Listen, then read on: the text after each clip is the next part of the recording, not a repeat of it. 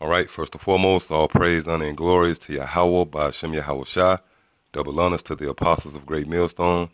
Also, shalom to you brothers out there pushing the gospel abroad through the spirit and power of Yahweh by Hashem Yahweh Shai. All right, so I just want to get into a quick lesson dealing with the lake of fire and the fact that you got a lot of so-called Christians and born-againers who have no true understanding of the scriptures. They would have you think that there's a place under the ground where when you die, you burn forever, which that's not scriptural, all right? Even though you will find the word hell or that phrase lake of fire in the scriptures, is not dealing with what these people would have you think, all right? Which that whole idea of hell stems from Greek mythology. And these screenwriters and movie directors show you that, all right? If you ever watched that movie, The Clash of the Titans, where you have a lot of so-called Greek gods, well, there's a character in the movie named Hades, which means hell, and he's the god of the underworld, all right? All that stem from Greek mythology, pretty much myths, because in the ancient world, they didn't have entertainment like we have here in the modern world, such as TV, all right, the internet. They would sit around and tell old fables, you know, and as time went on, people actually attached to those stories and basically incorporated a lot of that into the scriptures. But the reality of the whole matter is that phrase lake of fire is dealing with the nuclear destruction that is slated to take place here in America, all right? And through the scriptures and through the spirit and power of Yahweh by Hashem Yahweh Shai, that will be proven in this lesson. All right, so I want to start off in the book of Revelation, the 20th chapter, where you actually find that phrase, the lake of fire. All right, this is Revelation 20 and 14.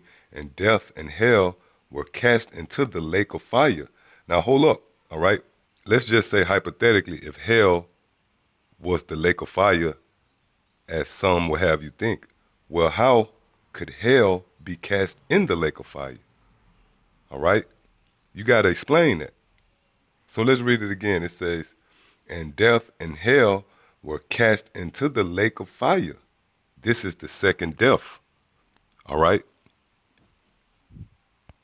Now, the reason why the scriptures call the lake of fire the second death, because the first death was the flood in the times of Noah, where the Heavenly Father cleansed the earth of its wickedness by way of water, all right, in a great flood.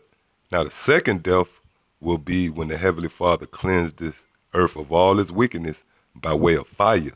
And it's going to come by way of nuclear missiles, all right? This is the book of Psalms, chapter 58 and verse 7. Let them melt away as waters, which run continually. When he bendeth his bow to shoot his arrows, let them be as cut in pieces. Right, so the scriptures say, let them melt away as waters when the Heavenly Father shoot his arrows. And what's those arrows? The nuclear missiles, which the heat is going to be so intense to where it's going to burn everything to a degree where it's going to melt, man. All right, that's why John the Revelator, when he saw the vision of the destruction concerning America, also known as Babylon the Great, he compared it to a lake. Why? Because everything melted. All right, this is 2 Peter chapter 3 and verse 10. But the day of the Lord will come as a thief in the night, in which the heavens shall pass away with a great noise, and the elements shall melt with fervent heat.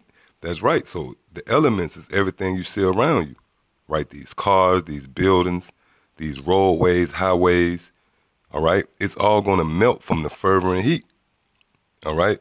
The earth also and the works that are therein shall be burnt up, all right? So this is why John the Revelator made mention of the destruction of America and compared it to a lake of fire, all right? So I hope this was an edifying lesson. Until the next time I say, Shalom.